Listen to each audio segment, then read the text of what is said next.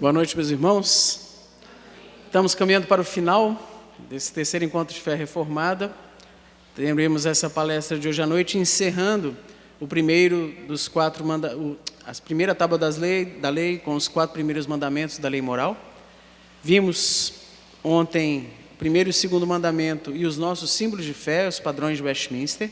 Vimos hoje pela manhã o culto público e o primeiro e o segundo mandamento, e vimos o terceiro mandamento também. Então, vamos encerrar os 4 primeiros mandamentos que tratam do nosso relacionamento para com o Senhor, o nosso relacionamento vertical, na noite de hoje. Amanhã, se Deus permitir, trataremos no dia do Senhor da questão da enfermidade na vida cristã, e no final dessa palestra eu vou dar uma pincelada com os irmãos do que será tratado. Esqueci meu pointer.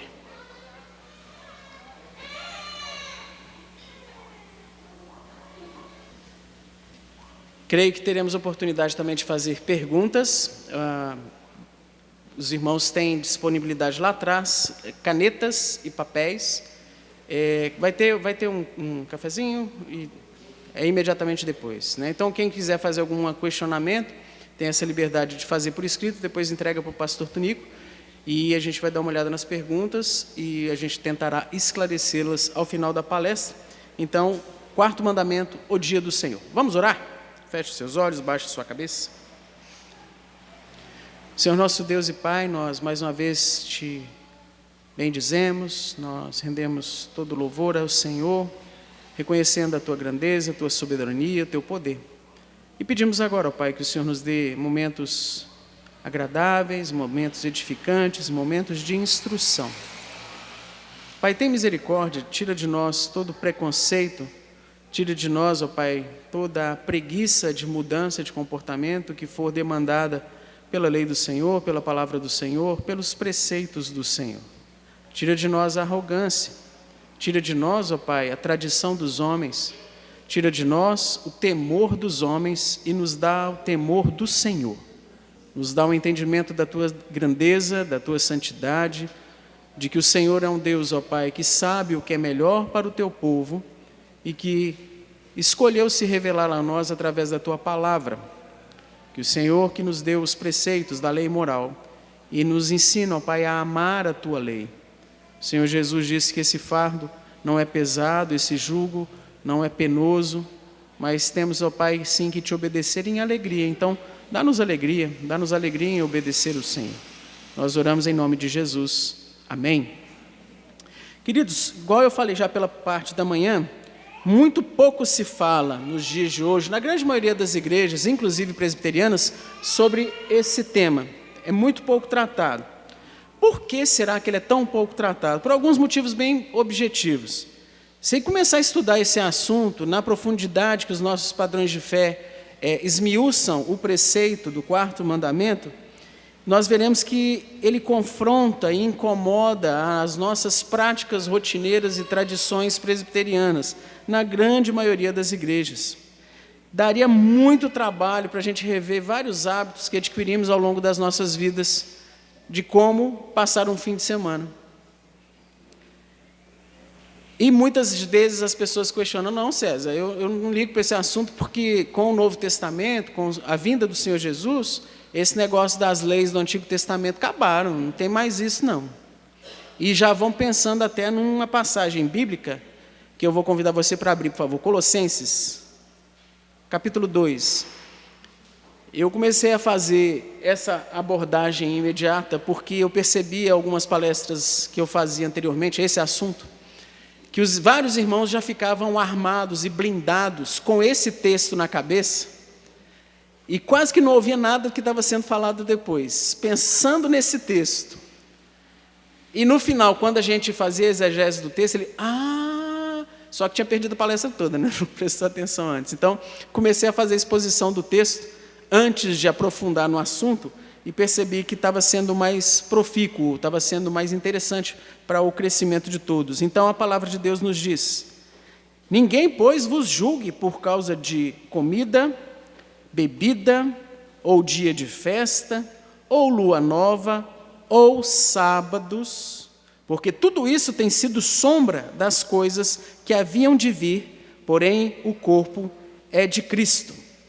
Então vários irmãos pegam essa passagem e falam assim: César, esse negócio de domingo, de dia do Senhor, acabou, passou. Jesus disse que esse negócio está passado. Paulo orienta na igreja que isso acabou, não tem mais nada disso. Será? Vamos fazer a exegese, vamos interpretar esse texto de uma forma mais específica? Então, a interpretação bíblica de 2 Coríntios. Nesse momento, e no contexto de Colossenses, Paulo está alertando aos irmãos para um perigo que estava afligindo a igreja, que eram dos judaizantes. Haviam judeus convertidos ao cristianismo, judeus que de fato se arrependeram de seus pecados, entenderam que Jesus tinha sido o Messias, e esses judeus se converteram. Só que nós temos que lembrar que nesse período do Novo Testamento havia uma transição dos preceitos cerimoniais, civis, judiciais. Vocês lembram que nós falamos? 3 leis: cerimonial, judicial e a lei moral. Esses irmãos que se converteram ainda estavam presos, eles ainda estavam entendendo que para ser servo de Deus tem que obedecer lei civil e lei cerimonial e a lei moral também. Então eles ainda estavam cativos com esse entendimento.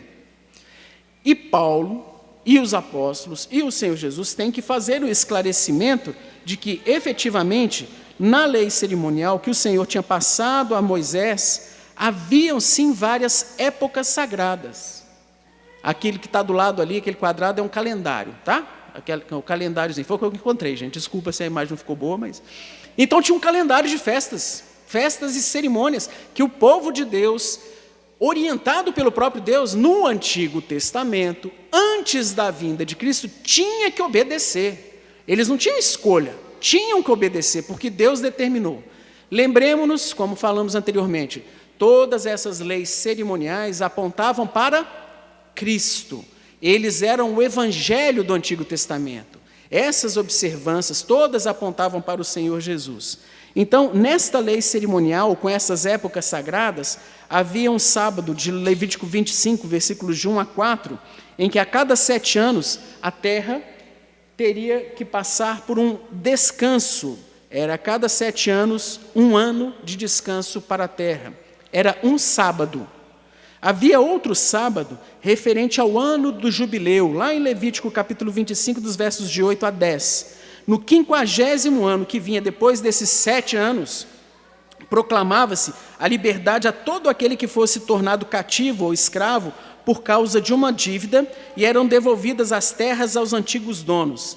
Deus, na sua sabedoria, deixou uma forma de organização social em Israel, que a cada 50 anos dava uma zerada. Você se endividou, aconteceu alguma situação difícil, que você teve que se tornar um escravo, você se vendeu como escravo para pagar uma dívida, alguma calamidade que aconteceu, em 50 anos a sua família vai sair desse fardo de serem filhos de um que se fez escravo, e a cada 50 anos havia o jubileu desse 50º ano. Primeiro sábado, então, o ano sabático, depois o ano do jubileu. Haviam também as festas das luas novas, era um outro sábado, um outro dia de festas. Números 28, Salmo 81. O primeiro dia do mês hebreu era um dia de descanso, de sacrifícios especiais, do toque de trombetas. E o povo de Deus, gente, tinha que obedecer esses sábados, essas festas. Isso tudo era parte da lei cerimonial que orientava de forma correta como adorar a Deus, como reservar alguns tempos santos para Deus.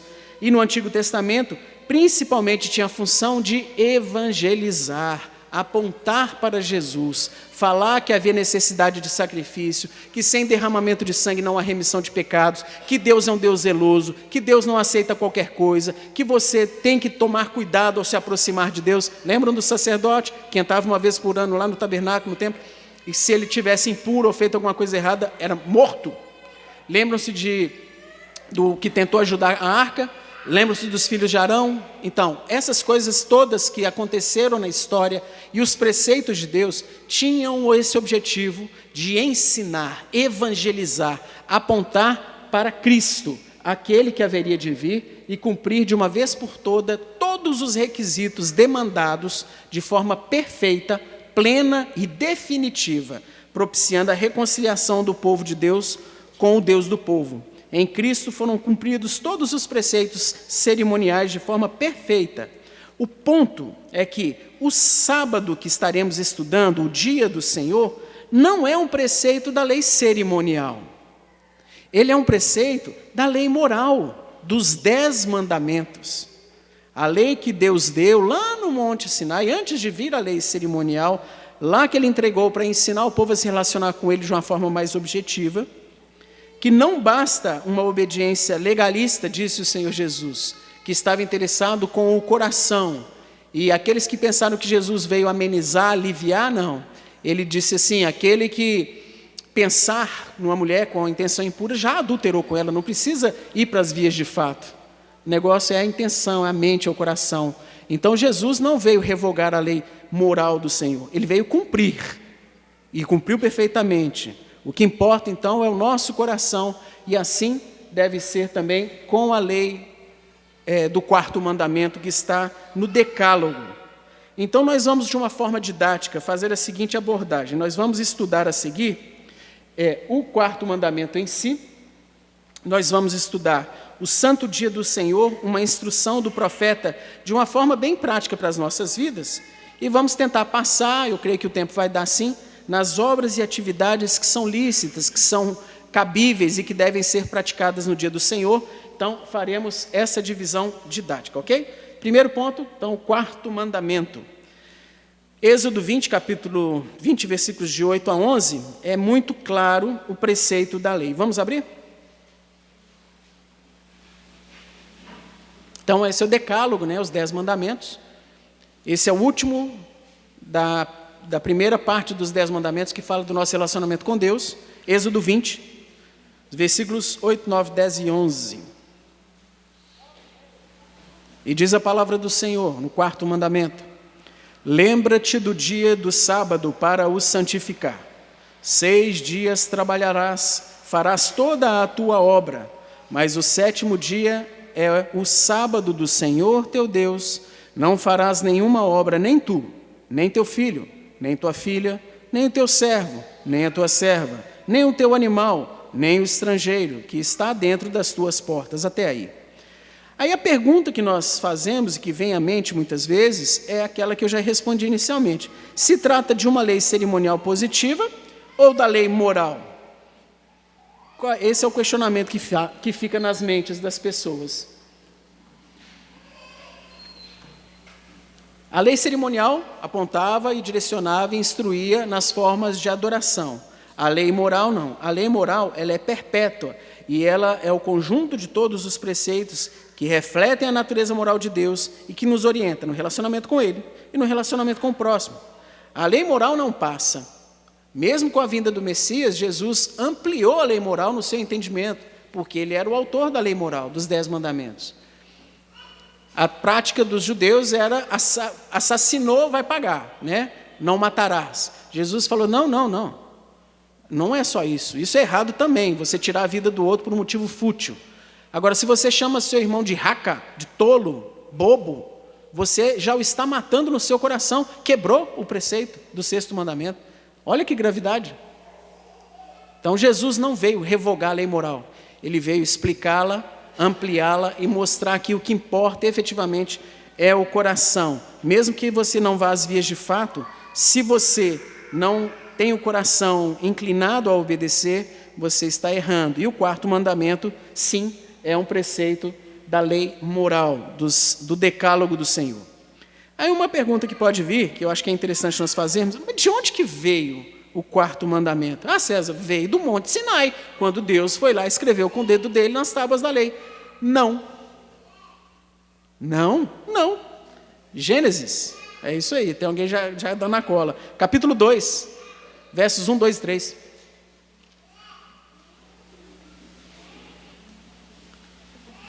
O sábado é um preceito criacional. Na teologia a gente fala que isso dá força ao preceito, dá mais...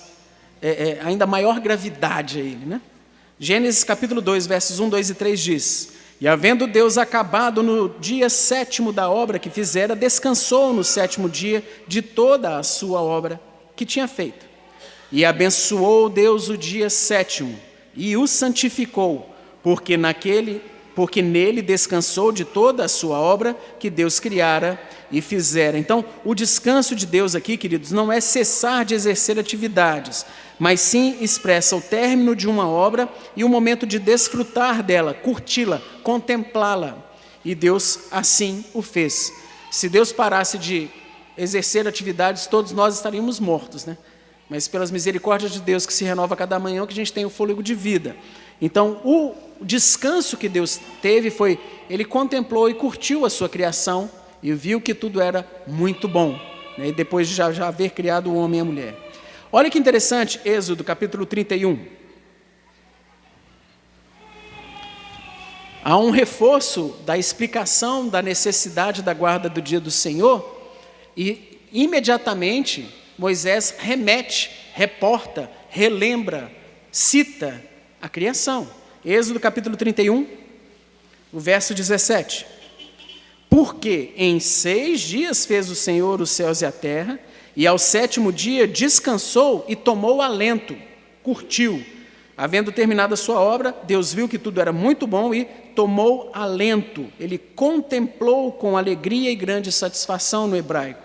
Então nós vemos por tais textos que o dia do Senhor tem a sua origem estabelecida lá na criação. É algo que fez parte da criação e que Deus ressalta, assinala, levanta em importância e gravidade a guarda de um dia para o descanso. Lá na criação. O dia do Senhor é um dia abençoado e santificado pelo próprio Deus. No relato da criação em Gênesis 1:22 em diante, quando Deus abençoava alguma coisa, algo criado, ele estabelecia um propósito para aquela coisa que ele havia criado, ele dotava a coisa criada com a capacidade de cumprir esse propósito e a abençoava. Então Deus criou os animais, abençoou os animais e multipliquem-se. Deus criou o homem, abençoou o homem e disse, domine a terra. Ele deu mandato cultural para cultivar a terra, cuidar da terra, tomar conta do jardim. E Deus criou o sábado, o dia do descanso, abençoou o sábado e determinou que ele fornecesse alento e descanso, principalmente para a obra-prima da sua criação, no sentido de ser imagem e semelhança dele, a saber, o homem. Então, não foi algo de menor importância.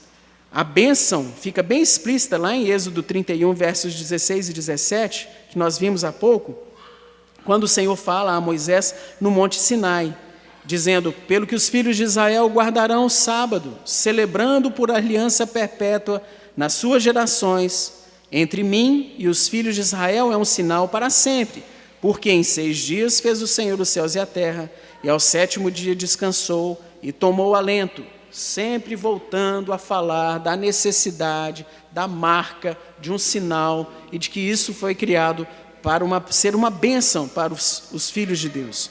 O Senhor Jesus entende esse propósito, e lá no Evangelho segundo narrou Marcos, capítulo 2, verso 27, e acrescentou o Senhor Jesus, o sábado foi estabelecido por causa do homem, e não o homem por causa do sábado.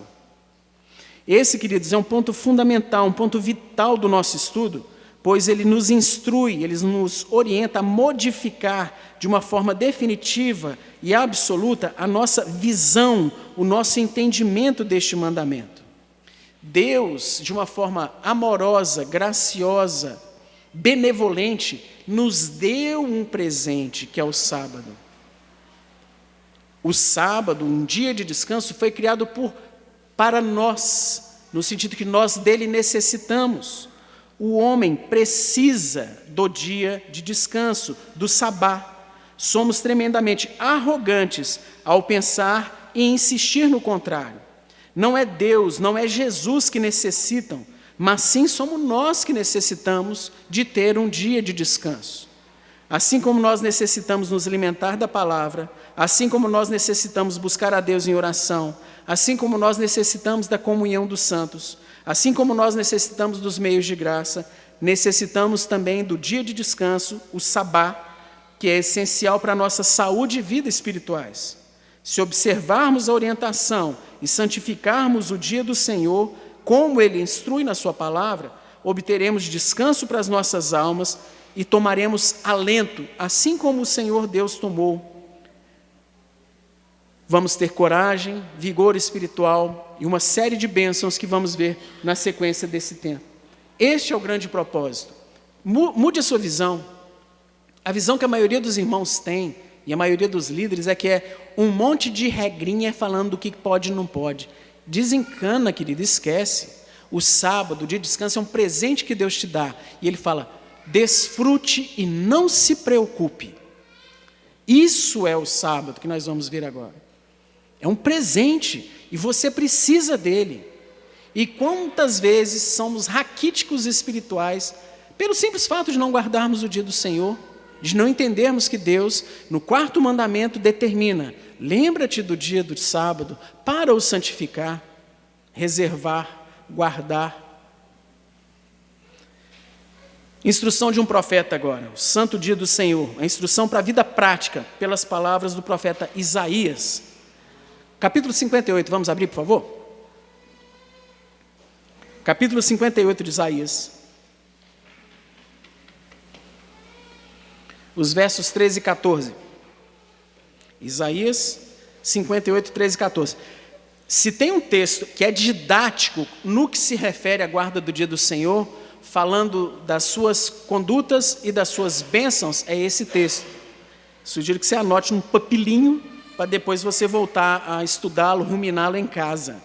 Isaías 58, 13 e 14, que nos diz da seguinte forma: se desviares o pé de profanar o sábado e de cuidar dos teus próprios interesses no meu santo dia, se chamares ao sábado deleitoso e santo dia do Senhor, digno de honra, e o honrares, não seguindo os teus caminhos, não pretendendo fazer a tua própria vontade, nem falando palavras vãs, então te deleitarás no Senhor. Eu te farei cavalgar sobre os altos da terra e te sustentarei com a herança de Jacó, teu pai, porque a boca do Senhor o disse. Então, o propósito do sábado não é a criação de um emaranhado legalista de regras, um caderninho de pode e não pode, determinando uma série de restrições, de proibições. O propósito do sábado é a libertação do povo de Deus para o maravilhoso privilégio de adorá-lo, de desfrutar da sua presença, de desfrutar da companhia dos irmãos em Cristo, um momento de gozo, de refrigério, de provisão e bênçãos espirituais. Esse é a grande bênção que o profeta nos fala. E ele nos dá algumas orientações práticas, umas instruções de como fazer, então, para nós observarmos esse mandamento, o 4º mandamento. O que o profeta nos instrui? Quais são as dicas que ele dá? Qual que é a admoestação que ele faz com o povo de Israel, séculos depois que Deus estabeleceu no preceito do 4º mandamento de uma forma objetiva?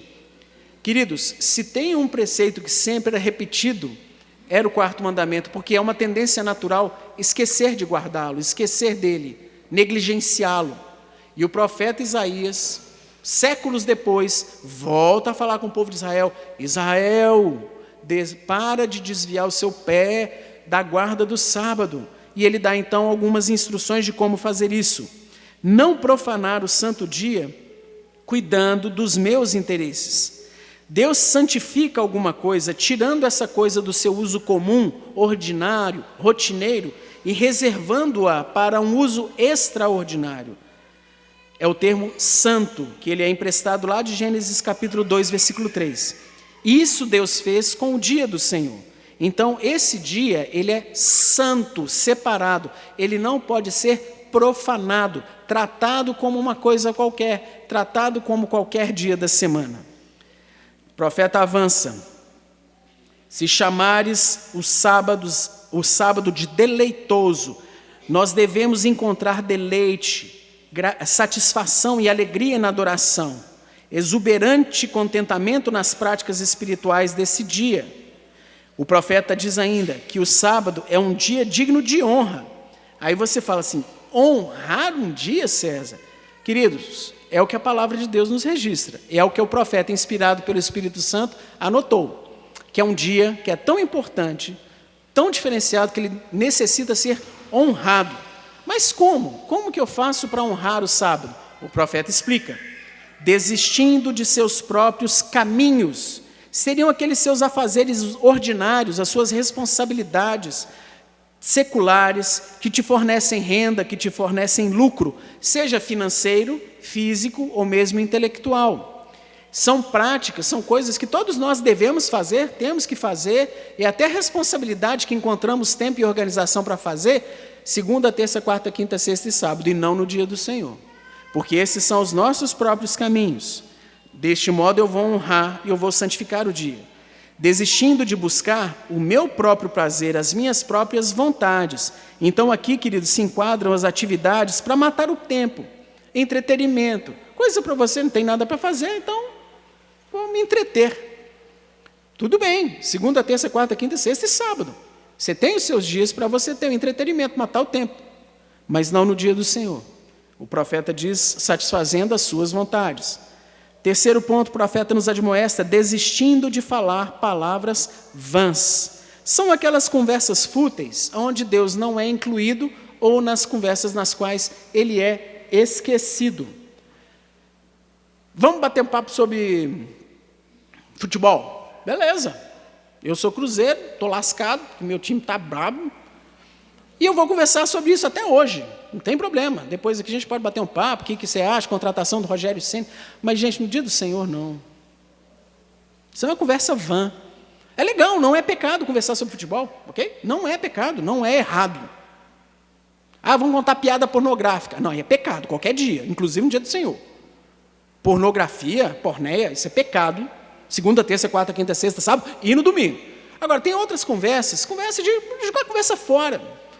Bater papo, conversar sobre assuntos triviais. Ah, então tá, César, eu vou perguntar sobre a saúde do Estevão. Eu vou perguntar sobre a gravidez da Ingrid. Não, isso não é uma conversa fútil. Eu estou demonstrando cuidado e atenção para com alguma necessidade da minha irmã, do meu irmão. Eu vou perguntar sobre o seu relacionamento marital. Eu vou perguntar por que você não esteve presente numa reunião de oração. Você não pode vir no encontro de fé reformado, meu irmão. A gente teve sexta e sábado. O que aconteceu? Isso não é conversa fiada. Isso não é conversa fútil, ela é adequada no dia do Senhor. Está vendo a diferença? Futebol, apesar de ser o Cruzeiro, não convém no dia do Senhor. Pode conversar de sexta a sábado. Agora, outros pontos, outros assuntos que são relevantes no sentido de espiritualidade, santidade de vida, são adequados e devem ser praticados nos dias do Senhor. Só que o profeta não para aí. Olha que interessante, né, a exegese desse texto. Ele dá essas várias dicas. É um dia santo, especial, que deve ser honrado. Você vai honrá-lo não profanando, deixando de fazer as coisas ordinárias do seu dia a dia, deixando de satisfazer as suas vontades, não jogando conversa fiada.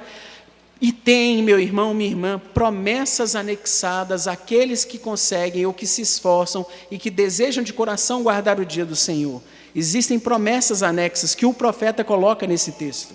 Se você guardar o dia do Senhor, se você clamar a Ele condições de fazer isso, você vai se deleitar no Senhor. Você vai encontrar um prazer requintado e finíssimo nas práticas desse dia. Não é algo assim mágico, não. Com o passar do tempo, você vai aprendendo a curtir o dia do Senhor, curtir as atividades da igreja, curtir a comunhão dos santos, curtir o descanso que você deve ter para, na hora de chegar no culto à noite, você estar descansado e não ficar dormindo. Lembram da palestra? Né? Desleixado, relaxado, cansado. Não, você não vai cultuar assim, você vai dormir. Então, o momento de você descansar. Se você buscar a Deus pedindo as forças para guardar o dia do Senhor, Deus te fará cavalgar sobre os altos da terra. Como assim? É uma linguagem de vitória, queridos, emprestada lá de Deuteronômio, capítulo 32, que significa a vitória sobre os inimigos. No nosso contexto, é o pecado e Satanás. Cavalgar sobre os altos da terra, naquele contexto de guerra bem simplória, de armamento, de cavalo, quem domina está no alto, porque é muito mais fácil você defender uma posição alta, os inimigos têm que vencer gravidade, subir, e você, tudo que vai de cima para baixo vai mais fácil, né? Pedra, catapulta, flecha. Então quem está nos altos está dominando, e Deus te fará cavalgar sobre os altos da terra. Vitória. vitória, vai te dar forças para resistir às tentações, dar um pé no traseiro de Satanás, falar não para o pecado, ter algeriza das coisas que não agradam ao Senhor. É uma promessa. Te sustentarei com a herança de Jacó. Assim como Israel, o Senhor prometeu a terra, uma terra próspera por herança, a nós Ele promete a adoção como filhos, a certeza da salvação, a ousadia na oração e a confiança na sua provisão. Deus vai, em Cristo Jesus, satisfazer as suas necessidades. Colocamos também que é diferente, necessidade de desejo. Às vezes você deseja uma coisa que Deus sabe que não é bom para você, mas as suas necessidades Deus te dará. Às vezes sua necessidade é um emprego diferente, ok, Deus te dará, mas às vezes a sua necessidade é passar um tempo desempregado, e Deus te dará, e vai te sustentar, e vai te prover, e você vai experimentar a bênção de participar de uma igreja, porque a igreja sustenta a igreja, não só em oração, mas participando com necessidades financeiras, necessidades físicas, necessidades emocionais. Deus te sustentará com a herança de Jacó, com a sua provisão. Então, vemos essas promessas anexas à observância da guarda do dia do Senhor. E tem essa palavrinha no final aí da passagem, de Isaías, que às vezes a gente passa batido, né? Porque a boca do Senhor o disse. Gente, os profetas não usavam isso levianamente, não. Não é toda a profecia que você vê, porque a boca do Senhor o disse. Não, não é. Usa-se essa expressão para mostrar a infalibilidade das promessas anexadas àquele tentativa de observação de um preceito. O profeta ressalta isso, falando, quem está te falando, meu irmão, minha irmã, é Deus. Confia no Senhor, confie nele e desfrute das promessas anexas àqueles que tentam obedecer aquilo que ele está determinando. Então, Isaías emprega essa frase para realçar a certeza das promessas específicas que ele está revelando ao povo de Israel. E você questiona, não, César, Isaías, povo de Israel, lá do Velho Testamento, tem nada a ver comigo, Ipaba 2019. Tem. A seção inteira do livro do profeta Isaías se refere, em última análise, ao Senhor Jesus Cristo e ao povo da nova aliança. No capítulo 53, nós vemos a descrição do servo sofredor. É descrito certinho o sofrimento e o pagamento da nossa reconciliação com Deus. No capítulo 54, fala do alcance mundial da igreja. Naquele contexto, ela era restrita ao povo de Israel. Agora, na nova dispensação da aliança em Cristo, todos os povos, línguas e nações podem ser alcançados. No capítulo 55 fala da chamada ao arrependimento. No capítulo 56 de Isaías fala do relacionamento do sábado como um selo, como uma marca daqueles que já se arrependeram dos seus pecados. No capítulo 57 de Isaías, condena a idolatria dos que se dizem povo de Deus. E nós chegamos, então, no capítulo 58, que fizemos a exegese do dia do Senhor e a necessidade de que o povo de Deus se lembre de não tratar ele levianamente, de não tratar ele como um dia qualquer. A conversa fiada, desculpa a expressão, mas é essa mesmo, da maioria dos irmãos que discordam da observância, para mim, todos os dias são dias do Senhor. Isso é farisaísmo, isso é legalismo, hipocrisia e orgulho. Se Deus está falando que você precisa de um dia especial e você é bonitão, não, todos os dias são o dia do Senhor para mim. Bom, então você não precisa de seguir aquilo que o Senhor Deus fala que você precisa seguir, porque você se acha melhor do que Jesus, do que Paulo, que diz que Deus criou o sábado por causa do homem, o homem continua necessitando do sábado para ter deleite, descanso, refrigério, comunhão, sem se preocupar com os afazeres ordinários, sem se preocupar que se ele não estiver trabalhando, labutando naquele dia, vai faltar o pão do amanhã. Não vai faltar, porque Deus vai te sustentar com a herança de Jacó, se você tentar obedecer. Mas César, mas está confuso, então, assim, se é um dia especial, então eu tenho que ficar dentro da igreja, vou para casa, não posso comer, né? Porque eu não posso fazer nada no dia do Senhor. Não, calma. Não é isso que a palavra de Deus nos diz. Existem obras e atividades que não são só cabíveis, lícitas, como devem ser feitas no dia do Senhor. E o grande macete, entre aspas, que eu falo para os jovens em alguns acampamentos, falo, querido, a preocupação que você tem que ter no dia do Senhor não é aquilo que você não deve fazer, é aquilo que você pode fazer. Então tem um acampamento de carnaval, sempre tem um domingo no meio do acampamento de carnaval, entuxa de atividade edificante, que os meninos vão ficar preocupados em matar tempo com entretenimento. É louvor, é reunião de oração, é estudo bíblico, é aconselhamento, é um louvorzão. Faça coisas edificantes que são cabíveis no dia do Senhor, que não vai sobrar tempo para ser matado, assassinado. Não vai ter tempo à toa, tempo ocioso. Então, quais seriam, queridos, essas obras e atividades lícitas? Eu esqueci de passar, me perdoem. As obras e as atividades lícitas. Em primeiro lugar, na forma didática também, que a gente está dividindo, as obras de necessidade. Vamos ler Mateus capítulo 12, por favor? Versículos 1, 2, 3 e 4. Não vai até o 8 não, tá? Só até o 4 mesmo. O slide está errado. Então vamos ver agora algumas atividades, alguns afazeres que são cabíveis, que são adequados no dia do Senhor. Mateus 12, de 1 a 4, que diz: Por aquele tempo, em dia de sábado, passou Jesus pelas searas. Ora, estando os seus discípulos com fome, entraram a colher espigas e a comer. Os fariseus, porém, vendo isso, disseram-lhe: Eis que os teus discípulos fazem o que não é lícito fazer em dia de sábado.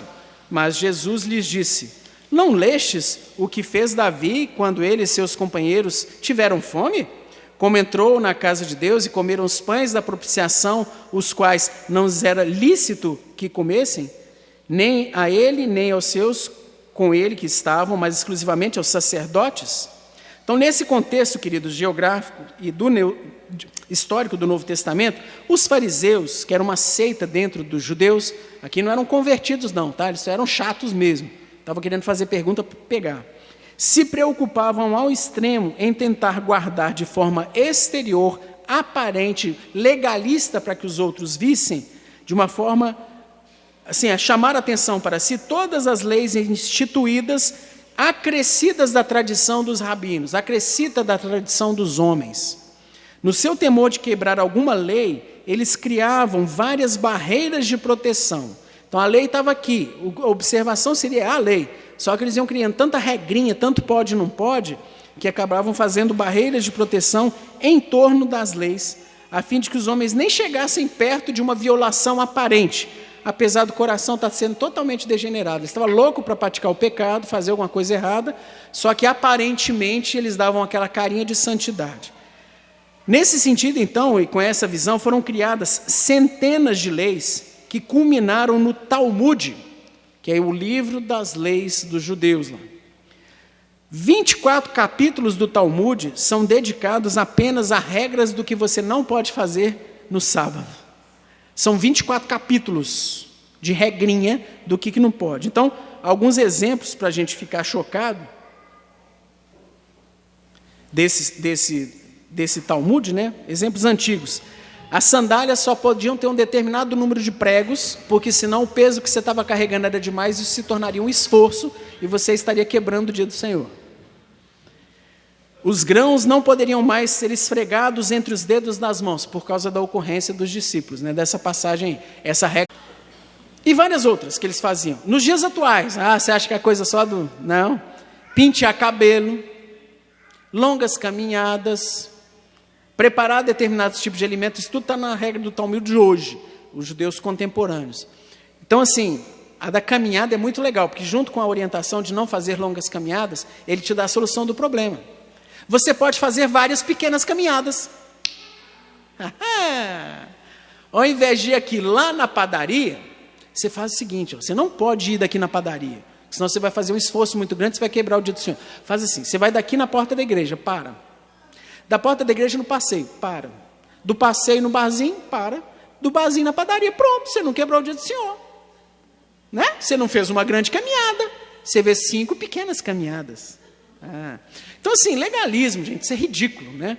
Querendo enganar Deus, querendo fazer uma situação de subterfúgio para satisfazer alguma coisa que eles queriam fazer, acham que é errado, e enganando-se a si mesmos.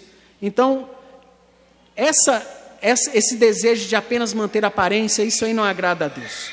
Jesus não defende, então, nessa passagem de forma efetiva, ele não defende a quebra do sábado, ele defende sim a quebra de uma tradição que foi imposta pelos homens com o correr da história da humanidade e o correr da história do povo de Israel. Porque não tinha essa lei de não poder debulhar, não tinha isso na lei cerimonial de Deus, não havia essa regra. E Mateus 15, capítulo 5, versículo 17, diz assim, Jesus, eu não penseis que eu vim revogar a lei ou os profetas, não vim para revogar, eu vim para cumprir. Porque em verdade vos digo, até que o céu e a terra passem, nenhum i ou tio jamais passará da lei, até que tudo se cumpra. Então Jesus esclarece, ele não veio revogar, ele veio esclarecer, fazer a aplicação que vem do coração e da mente, e de uma forma não legalista, mas com um coração que se alegre em obedecer. Jesus cita lá Davi, o ungido do Senhor e os seus seguidores, e faz um paralelo entre Davi e ele mesmo, e os seus discípulos, todos a serviço de Deus. O alimento era uma necessidade básica, que é necessária que seja mantida no dia do Senhor, para que eles cumprissem a sua missão. Comer, gente, faz parte de uma necessidade básica. O sábado era um dia de intenso trabalho para os sacerdotes, e Jesus então está provocando, de uma certa forma, os fariseus. O trabalho é imprescindível para o povo de Deus cultuar, ele é uma necessidade no dia do Senhor. As obras de necessidade que viabilizam o culto a Deus são todas elas adequadas no dia do Senhor. O que abre a igreja, o que prepara o som, o que orienta o trânsito, o que dá estudo, o que prega. E o descanso físico também a gente tem que conseguir encaixar de alguma forma para que você possa cultuar de forma mais adequada. Então, essas obras de necessidade, higiene pessoal, alimentar-se, viabilizar a chegada na igreja, isso tudo tem que acontecer, viabilizar que a igreja esteja funcionante, tem que acontecer para que o povo possa adorar. Todas essas são necessárias, sim, ok? São as obras de necessidade. Quais outras obras são lícitas e são adequadas? As obras de piedade, socorro e misericórdia. Vamos voltar a Mateus de novo, capítulo 12? Olha os versos 9, 10, 11 e 12. Capítulo 12 de Mateus, de 9 a 12.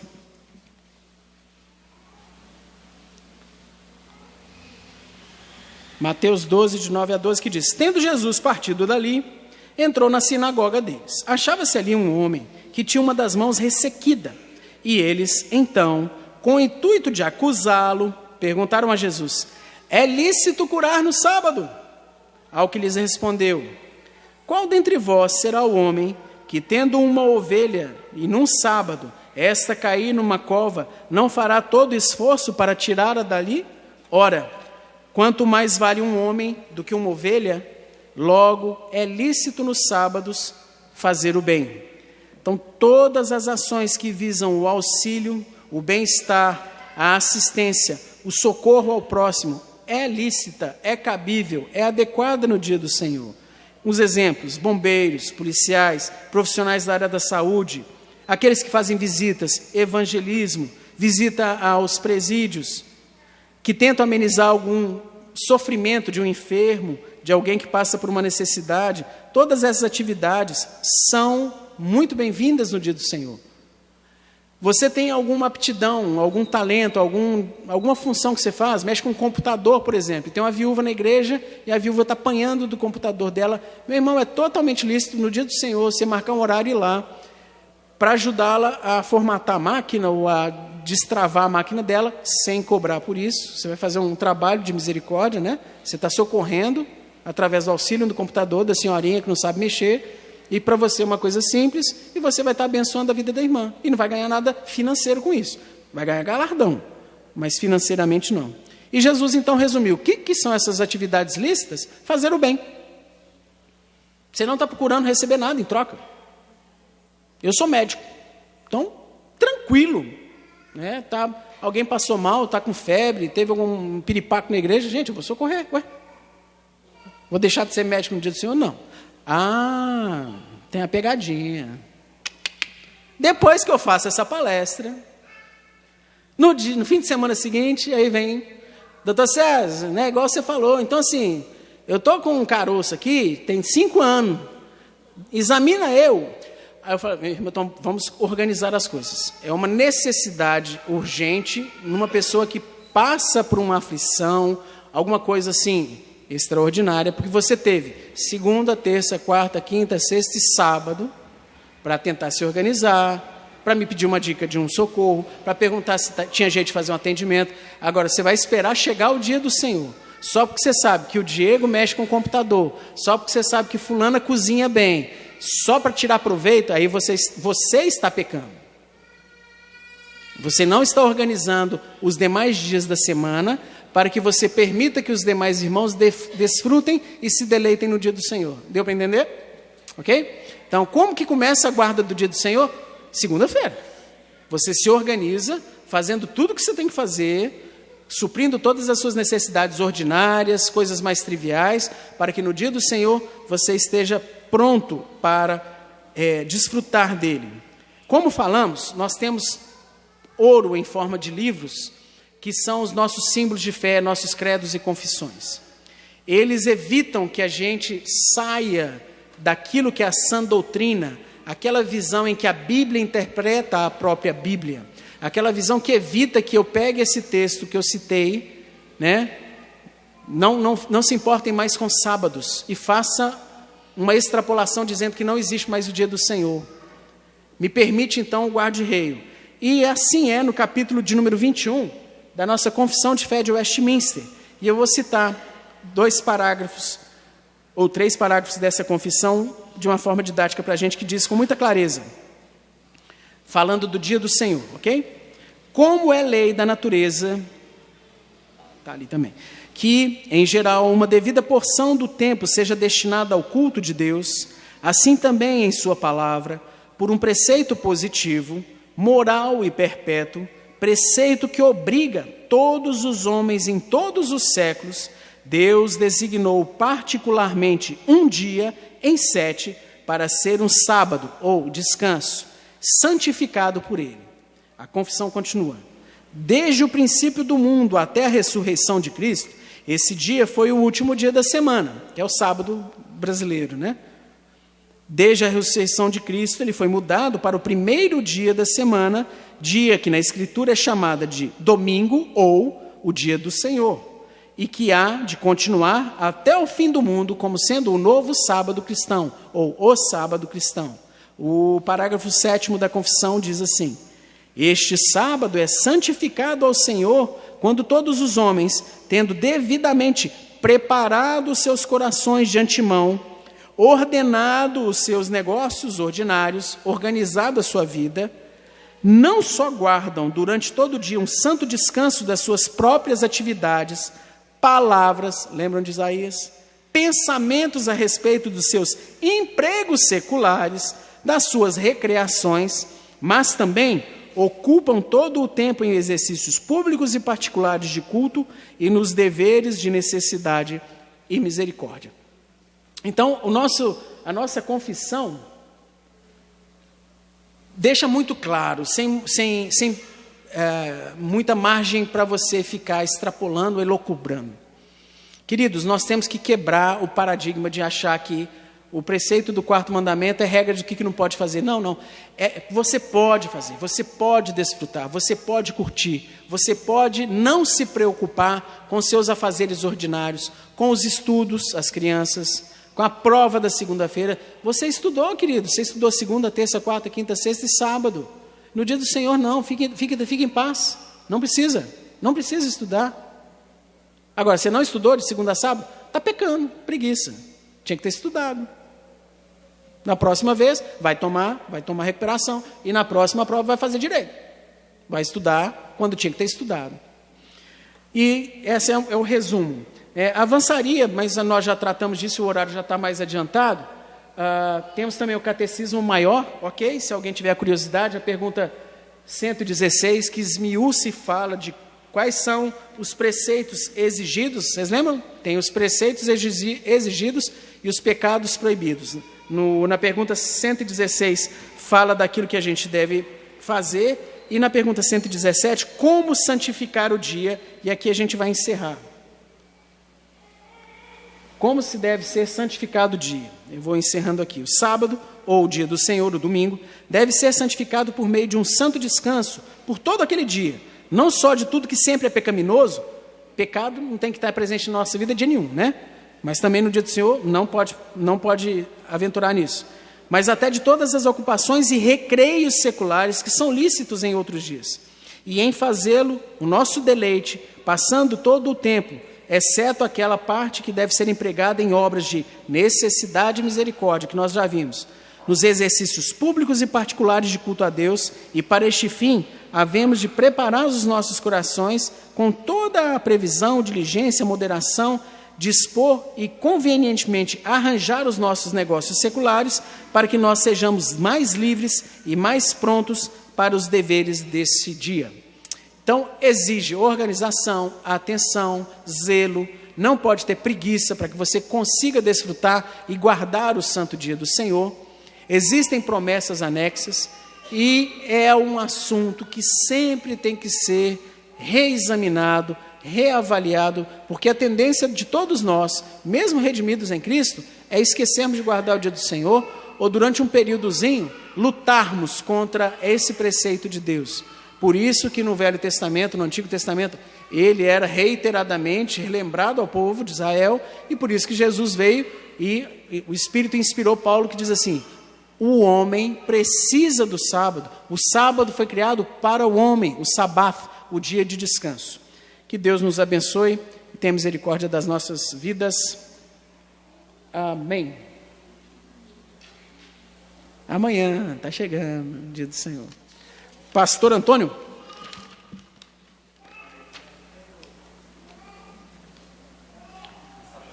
Já?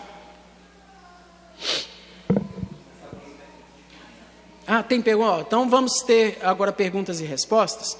E nós vamos também tentar responder algumas perguntas que foram feitas pela manhã, formuladas pela manhã. Então, lembrando, na manhã nós tratamos do culto público e nós tratamos do terceiro mandamento, que é não tomar o nome do Senhor Deus em vão, ok?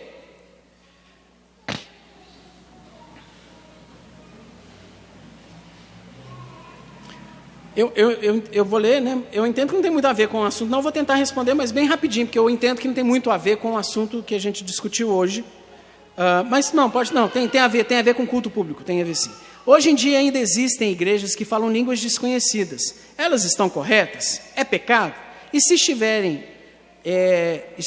organização, aquela ordem, né, que Paulo tinha prescrito à igreja de Corinto, eles podem continuar com essa prática? Seria uma blasfêmia isso? Não, eu não creio que é um pecado, que é uma blasfêmia. Eu creio que é um erro, por falta de ensino. Nos textos neotestamentários que falam das línguas, nenhum momento fala que é língua desconhecida, tá? Esses termos foram cunhados recentemente. E nem que são língua de anjos. A única citação de língua de anjos é um exagero que Paulo faz numa explanação. Ainda que eu ordenasse os montes, ainda que eu desse meus bens, ainda que eu morresse, ainda que eu falasse a língua dos anjos, ele está fazendo exageros para mostrar uma impossibilidade. É a única citação bíblica de língua de anjo, ok?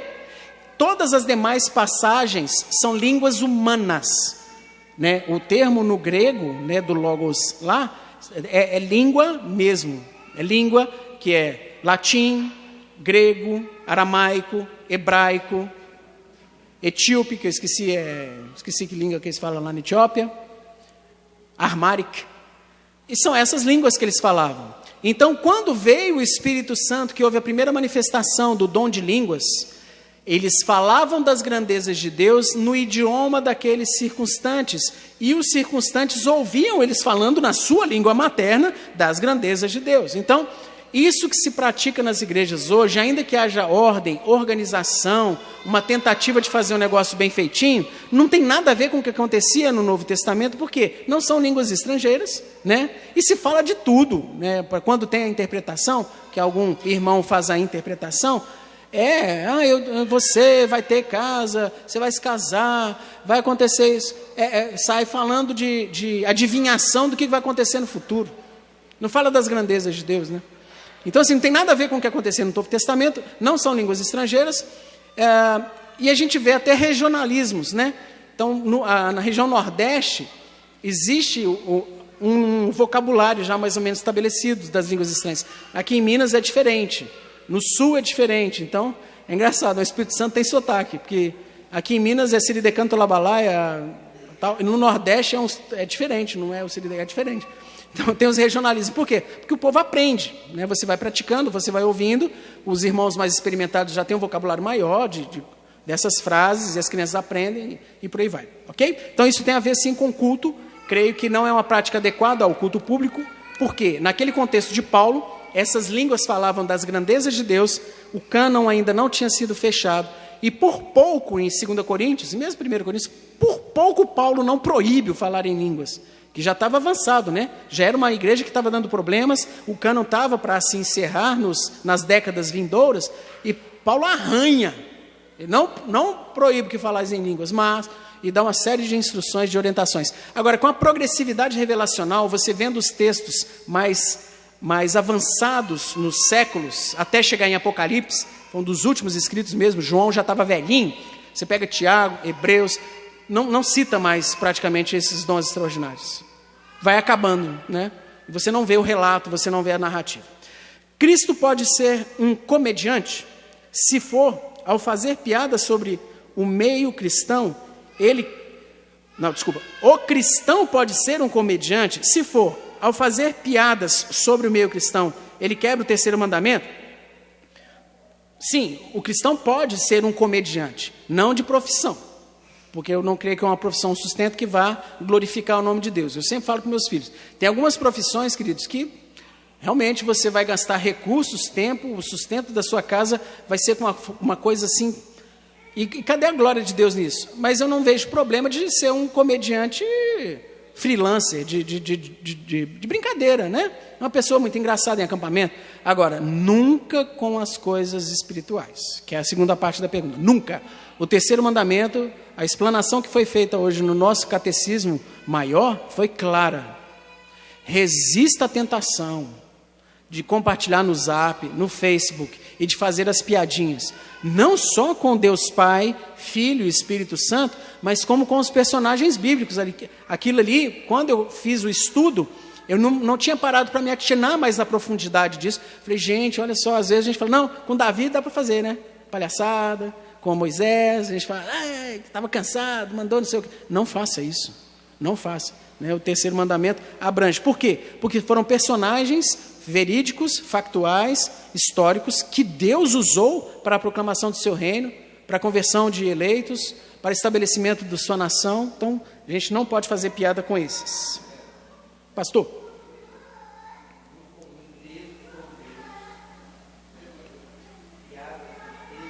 Direto, as chaves do céu, né?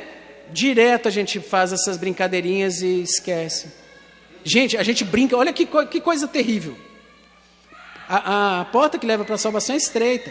O dia do juízo vai ser um dia terrível, porque várias pessoas vão entender que acabou, não tem mais chance, e nós, mesmo sendo salvos, teremos de uma forma explícita, publicizada, tudo que a gente fez pelo meio do corpo.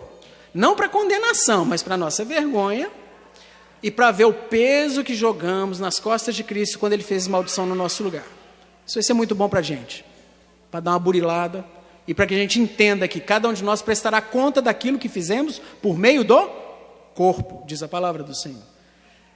Então, assim, a gente faz piadinha com esse momento, que é quando formos adentrar o reino celestial.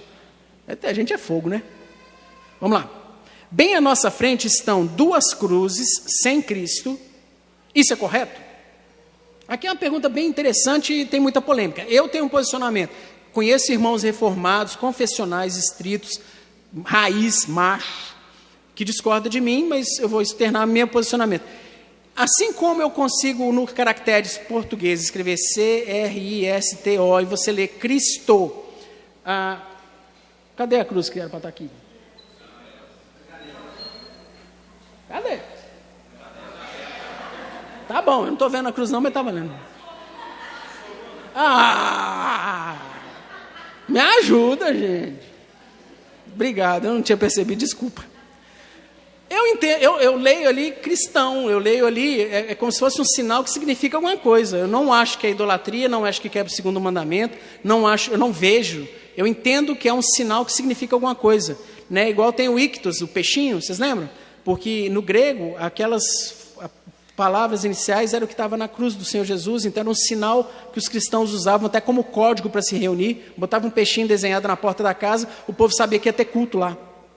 Então eu não vejo nenhum problema. Tem vários irmãos que não gostam, tá? Vejo com muita alegria que ali na sarça que está ali, que era um antropomorfismo, isso é um assunto, não tem mais a pomba. Porque a pomba é quem?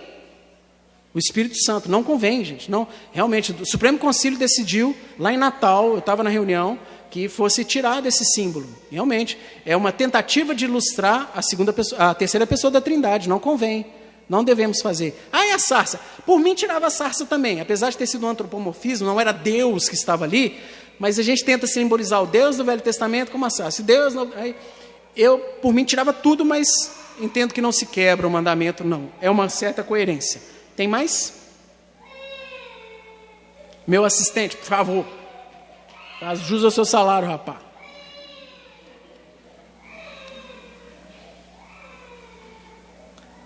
Por que Deus rejeitou a oferta de Caim? Foi por causa da oferta em si? Ou por causa da predestinação? Eu não vou conseguir responder essa pergunta de uma forma satisfatória de jeito nenhum. Eu entendo que, apesar dessa tentativa do caboclo de se aproximar de Deus e oferecer, ele era ímpio, ele não tinha se arrependido dos seus pecados, ele não tinha crido no evangelho que foi pregado para Adão e Eva, de ti virá aquele que vai esmagar a cabeça da serpente. Por isso, foi o ponto fundamental. Por que Deus não aceitou? Porque ele era ímpio, ele não era crente.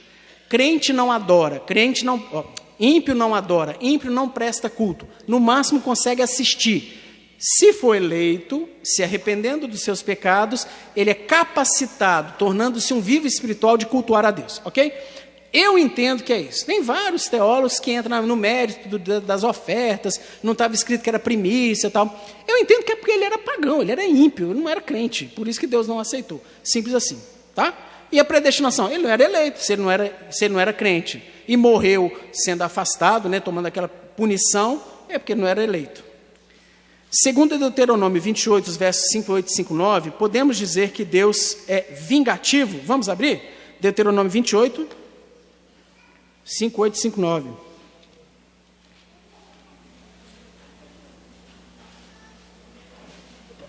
Quem selecionou a pergunta, leu o texto? Rapaz, isso é pegadinha para mim. Aí vem um troço difícil aqui que eu não vou conseguir responder, quer ver? Deuteronômio 28, os versos 58 e 59. Se não tiveres cuidado de guardar todas as palavras desta lei, escritas neste livro, para temeres este nome glorioso e terrível, o Senhor teu Deus, então o Senhor fará terríveis as tuas pragas e as pragas de tua descendência, grandes e duradouras pragas e enfermidades graves e duradouras. Beleza. Existe um termo que é disciplina, existe um termo que é punição. Os eleitos do Velho Testamento e os eleitos da Nova Dispensação são disciplinados por Deus. Deus, por amá-los, por saber do seu coração corruptível, os disciplina. E a disciplina nunca é gostosa. Quando nós somos disciplinados por Deus, temos que entender que isso é uma prova de amor e não de vingança. A punição é uma retribuição parcial por um mal cometido. Isso é punição, que é só um sinal para refrear o mal, porque essa pequena punição que Deus estabelece também sobre os ímpios não é suficiente para fazer apaziguamento dos pecados, porque eles vão ter toda a eternidade para fazer isso no inferno. Não é vingança, é retribuição, mas a vingança pertence ao Senhor? Sim. O único que consegue exercer santa, justa e proporcional vingança é Deus. Nós não, os homens não conseguem. nós somos desmedidos, nós somos falhos e corruptos.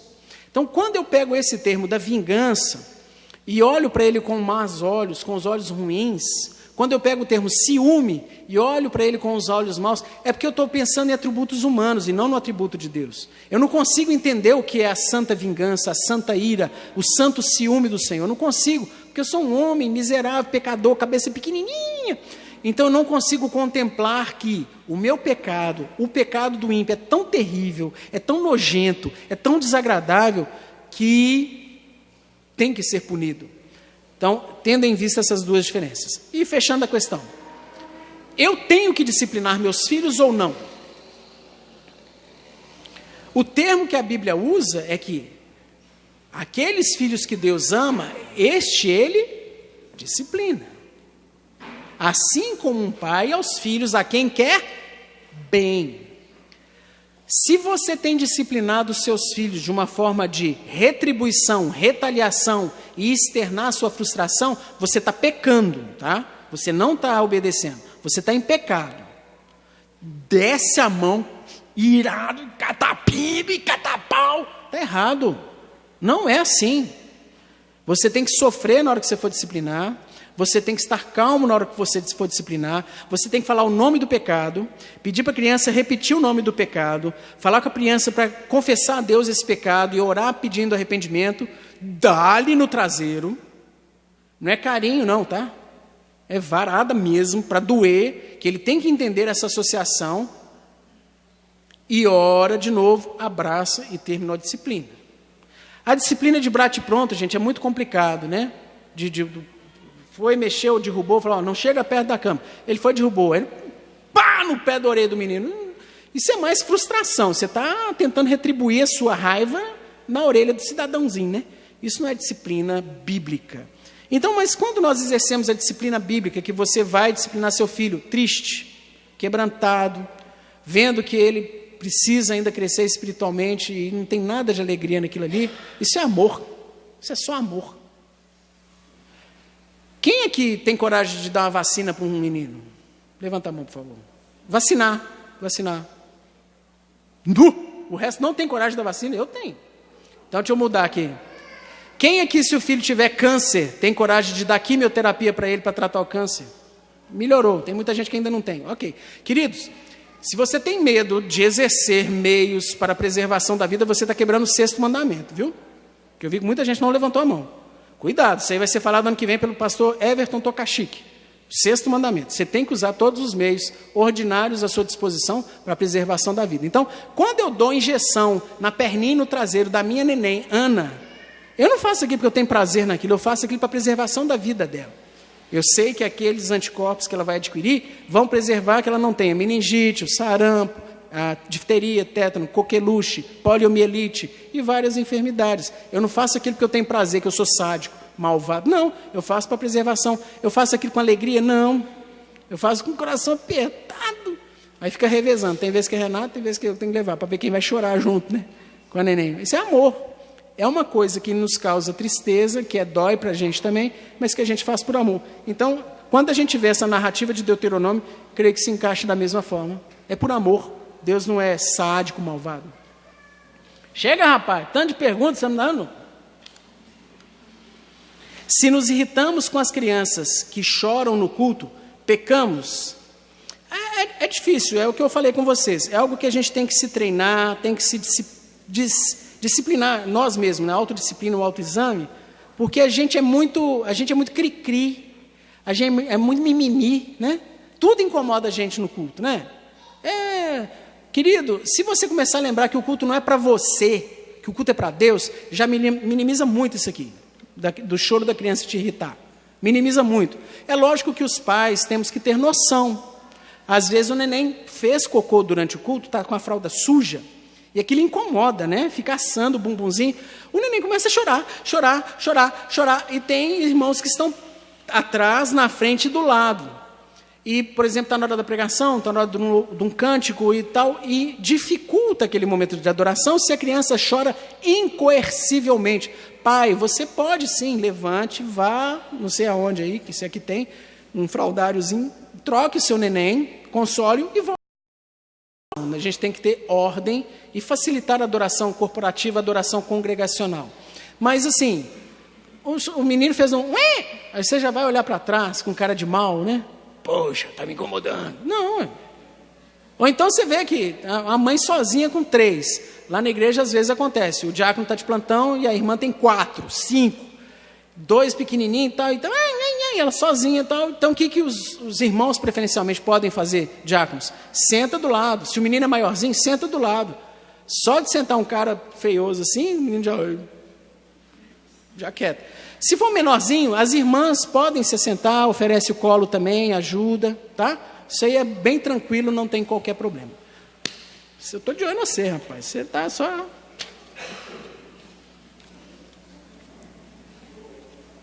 Apocalipse 22. Será que é 22? Acho que é 22. Os versos 18 e 19. Vamos lá.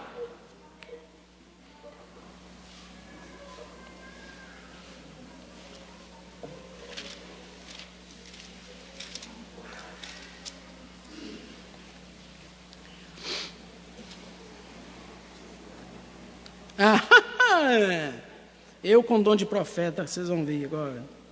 Apocalipse 22, os versos 18 e 19 que nos dizem. 22. Eu, a todo aquele que ouve as palavras da profecia deste livro, testifico.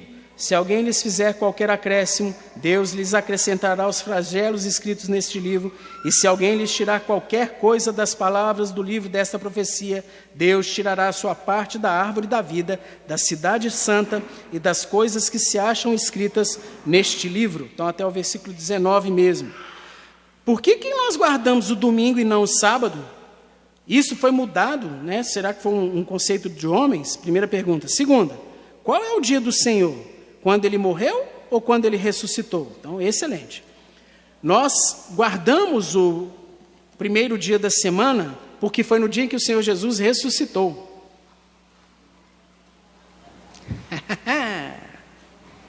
Nós não combinamos, tá, gente? É porque sempre tem essa pergunta. Eu já deixei um slide mais ou menos preparado. João capítulo 20, versículo 1.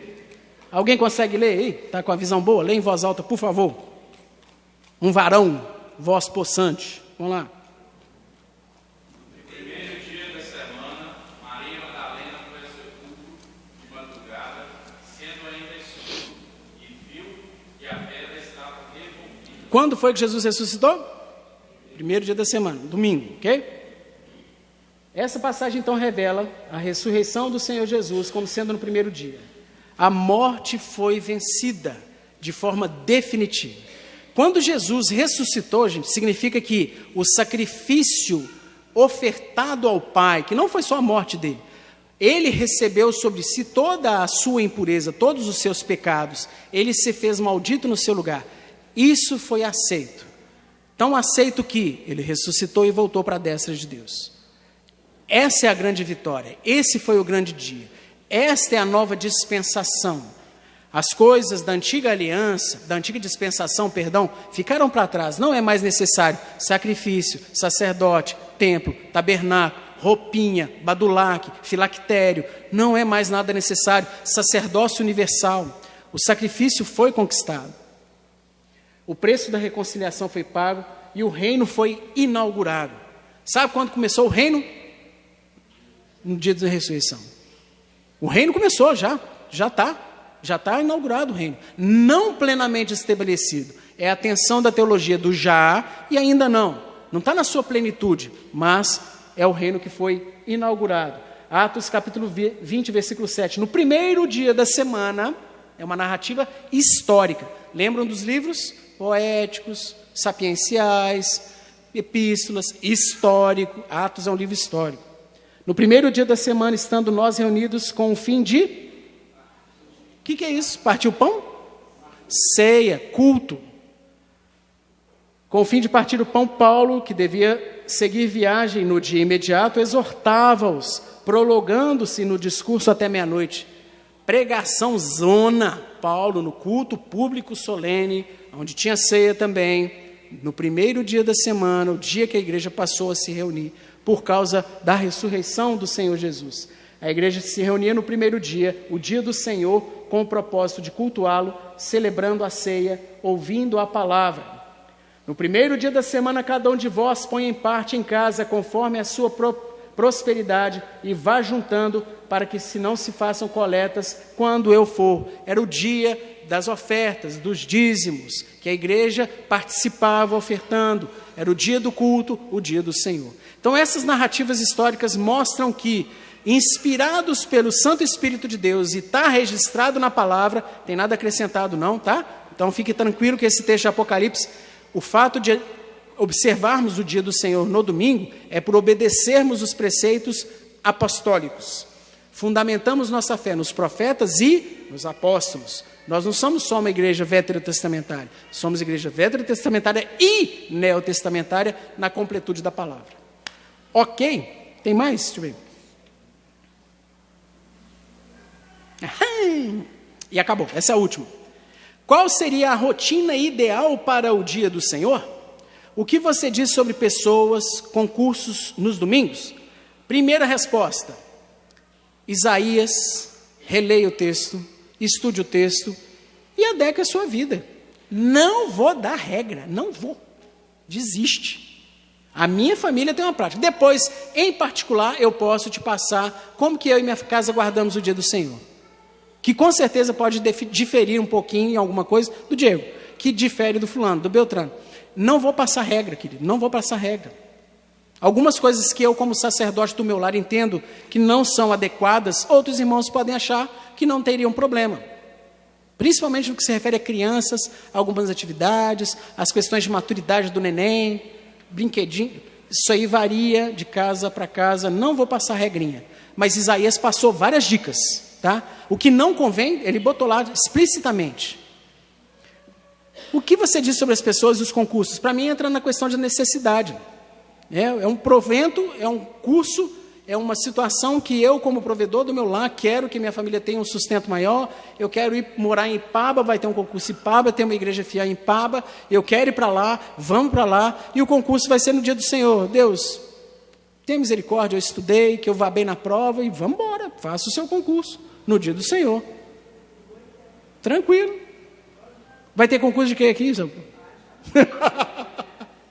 Meus filhos farão um curso agora, né? Meus filhos são educados em casa e eles não frequentam escolas ordinárias e eles vão fazer o fundamental pelo Enseja, né? Estão se preparando, vai cair no domingo. Paciência, eles vão fazer, sem problema. Ok, queridos, vamos encerrar então, já são 9 horas e eu vou terminar com constrangimento, mas o Diego mandou, eu obedeço. Deus nos deu a condição de escrever esse material, é uma dissertação da minha tese do mestrado em teologia, que é a enfermidade na vida cristã. Então, não vou fazer maiores propagandas. Amanhã nós estudaremos o capítulo 3 desse livro, tá? Do dia da enfermidade na vida cristã.